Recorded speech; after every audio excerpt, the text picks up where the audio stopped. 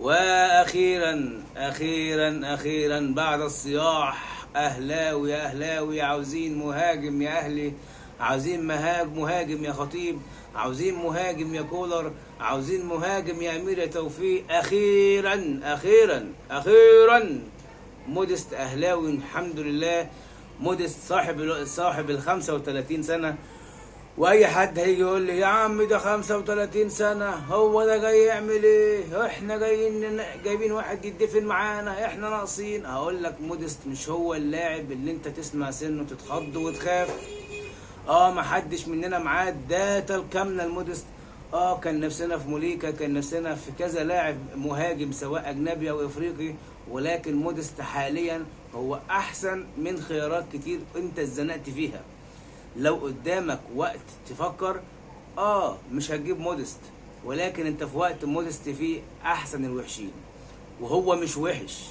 موديست هو جاي هيدر عظيم جدا جدا جدا. عام 2021 موديست كان اعلى ثالث واحد يجيب اهداف على الانديه. يعني انت فاهم قصدي ايه؟ يعني كان في ناديين ثلاثه اعلى منه ان هم فريقهم احرز اهداف بالراس، بالرأسيات. هو بقى كان الثالث ولا الرابع بعديهم على طول، جايب 9 أهداف رأسية.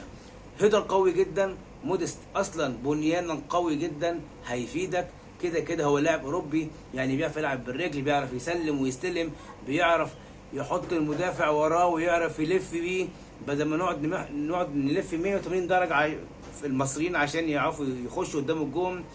موديست هو لاعب كاسم، مش هقول لك هو الواو، ومش هقول لك هو ده احنا كنا مستنيينه، لكن اللي متابع كرة عالمية باستمرار ومتابع الدوري الألماني اسمه موديست ده عدى قدام عينيه مرة واثنين وثلاثة.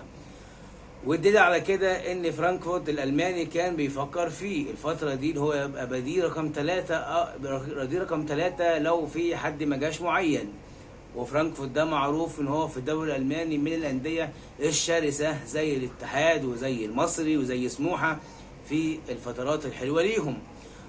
موديست 35 سنه، تاسيس اجنبي، يعني افريقي مستنن 29 و30 سنه. لكن علشان ما نخشش في جدالات، احنا اهم حاجه عندنا ان في مهاجم.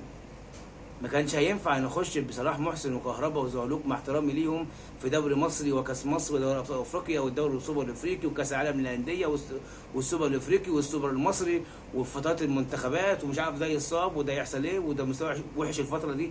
ما كانش ينفع. كنا هنحط ضغط كبير جدا على صلاح محسن، وكنا هنخلي كهربا اساسي مهاجم مش هيعرف يلعب لا يمين ولا شمال. ولكن الحمد لله. وفي برضو حاجة حلوة في الموضوع، ان كولر هو اللي جاب موديست. ياسين مكاري المحلل الاداء الفني ومساعد كولر هو اللي رشح له موديست.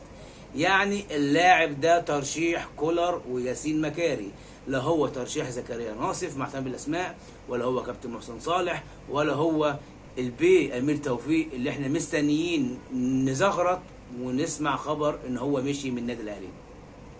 الحقيقة واضح ان في لغط كتير جوه، والحقيقه ان بقى خلاص الريحه طلعت ان في بعض الاشخاص فاسدين في النادي الاهلي، مش فاسدين ماليا وحراميه وكده زي اللي حبايبنا، ولكن فاسدين فكريا.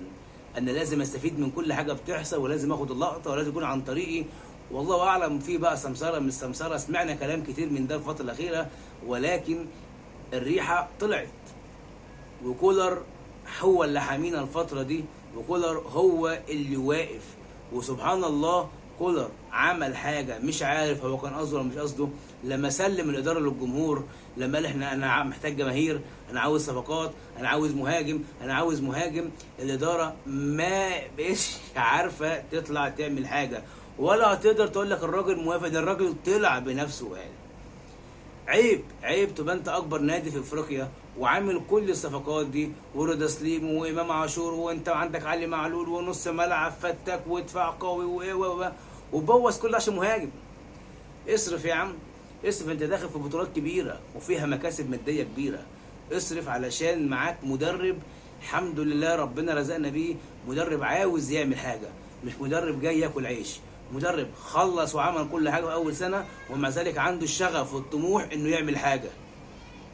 فانا هقولها بفم المليان، طالما ده اختيار كولر وطالما ده ترشيح من ياسين مكاري، مبروك علينا صفقة موديست، مبروك علينا مهاجم قوي، مهاجم درجة تالتة في أوروبا ممكن نسميه.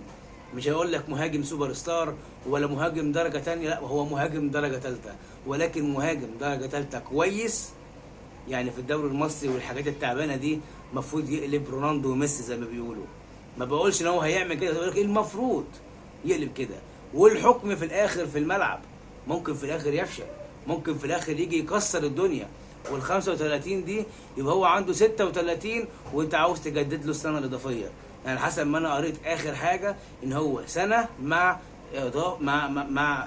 حريه ان هم يحصل اتفاق سنه اضافيه مره اخرى. ودي من ضمن الاسباب اللي موديست وافق، اللي هو خلاه يفكر في الاهلي. ان كذا فريق كلمه سنه واحده بس، لما لقى عرض الاهلي سنتين برضو فكر شويه. في الاول ما كانش عارف الاهلي فما كانش موافق، عرف مين الاهلي، كلموه على الاهلي وكاس عالم انديه ويمين وشمال وزعيم افريقيا، فكر.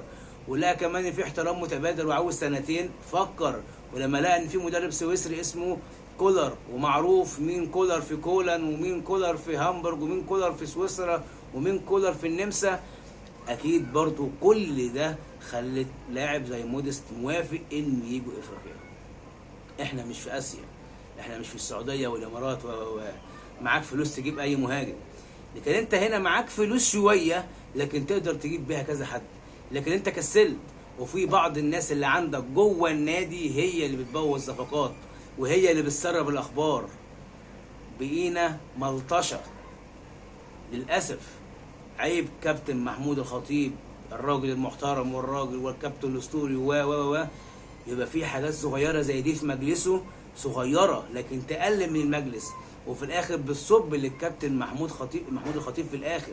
وفي الاخر هيتقال ان الكابتن محمود الخطيب هو فشل اداري في 1 2 3. حرام يبقى كابتن محمود الخطيب وبعض الناس المحترمه زي محمد سراج الدين والى اخره يكونوا بيعملوا حاجات كويسه جدا، وناس تانية في نفس المجلس وفي نفس المركب تبوظ الحاجات دي بطريقه تانية. حرام وعيب قوي. اخد قرار، مش معنى ان ده حبيبي وصاحبي وبحبه وهو بيحبني وبأيدني فاسيبه، لا ده اللي هيغرقني. عموما مش عايزين نتكلم كتير. مبروك لموديست، علينا موديست ان هو اهلاوي. ان شاء الله يكون معانا صفقه كويسه وصفقه حلوه وصفقه جميله وتفيدنا ويعلم صلاح محسن وزعلوك وكهربا الخبرات، ان هو عنده خبره كبيره جدا. موديست هداف جايب اكتر من 180 هدف في حوالي 370 او 360 مباراه، غير اسيستات، غير ان هو هيدر هنستفاد منه من علي معلول ورضا سليم كتير قوي قوي قوي قوي. مبروك علينا مره اخيره، والسلام عليكم ورحمه الله وبركاته.